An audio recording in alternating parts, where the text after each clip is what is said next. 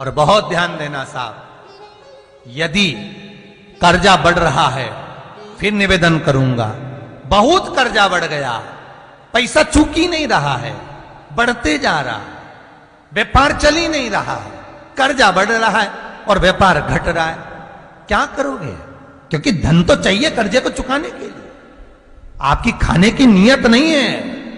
आप किसी का 1 रुपया नहीं खा सकते क्योंकि आपने शिव महापुराण की कथा को सुना है। हमें नहीं खाना किसी का रुपया, अगर किसी ने दिया है तो हाथ जोड़कर वापस करिए, पर शंकर भगवान से कहना भोलेनाथ मुझे ऐसी लक्ष्मी दे दे, एक बार का कर्जा चुकवा दे, ये कर्जे से मुक्त हो जाऊं, व्यापार ऐसा चलवा दे कि सारा धन चूक जाए, सारा धन ये चूके, हमें नहीं चाहिए किसी का। और विश्वनाथ ऐसी कृपा कर कि कर्जा चूके और तू ऐसा व्यापार चला दे, एक बार मैं भी शिव महापुराण की कथा करवाऊं, ये कृपा तू कर सकता है। जब तक चोर को कुबेर बना सकता है तो मेरे लिए नहीं कर सकता? पार्वती मैया लक्ष्मी को भी पूर्ण बना सकती है तो क्या आपको नहीं बना सकती? शिव महापुराण की कथा में, अग्नि पुराण की कथा में और विष्णु पुराण में, तीनों में कहा है एक जैसी बात, दीपावली के दिन कर्जे से मुक्ति पाने के लिए, व्यापार की वृद्धि के लिए केवल एक काम करिए, केवल एक काम। महाराज दीपावली की रात्रि को ठीक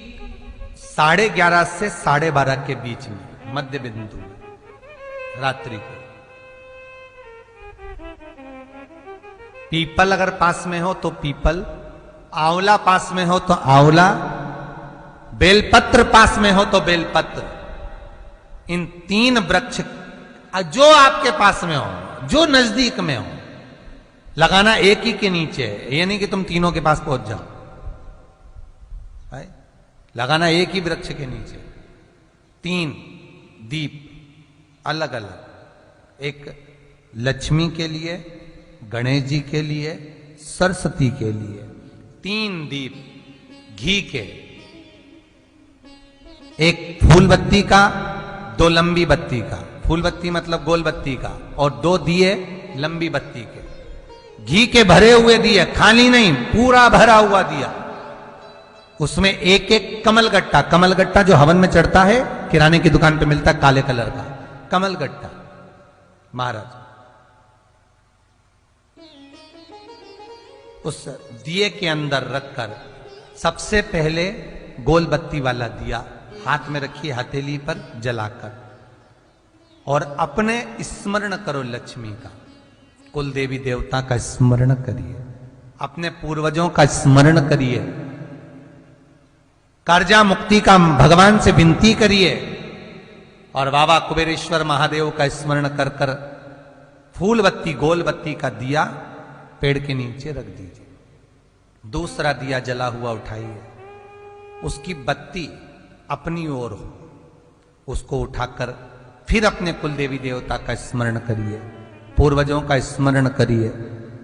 जिस भाव से दिया लगाने आए हो वो भाव को व्यक्त करिए, और दिए की बत्ती पेड़ की साइड कर कर रख दीजिए। तीसरा दिया उठाइए, अपने मन की कामना कर कर, जिसका कर्जा चुकाना है, व्यापार वृद्धि के लिए, संपदा के लिए विनय करिए, और उस दिए को जब उठाओ तो उसका मुख उधर का होना चाहिए, बोलते समय, स्मरण करते समय, जब नीचे रखोगे तब दिए का मुख अपनी ओर होना चाहिए, झोली पसार कर वृक्ष के नीचे प्रणाम करिए, नमन करिए, और झोली को वापस अपनी ओर गिरा लीजिए, घर चले जाइए, पलट कर मत देखिए, सीधे घर प्रवेश करो, और घर में जाकर अपने लक्ष्मी की जो पूजन करी है वहां प्रणाम कर लो साहब। 1 रुपया पूजन वाली जगह पर जहां लक्ष्मी की पूजन करी थी वहां 1 रुपया कोई रखा हो, कोई चांदी का सिक्का रखा हो, उसको उसी समय अलमारी में या तिजोरी में पटक दीजिए, जिंदगी में कभी संपदा की कमी नहीं आ सकती। कितना भी कर्जा होगा, माता लक्ष्मी, गणेश और सरस्वती भगवान कुबेरेश्वर महादेव साल भर के अंदर ये सब व्यापार खींचेंगे कि तेरा कर्जा चुक जाएगा, दूसरी बार तुझे पर कर्जा होगा ही नहीं।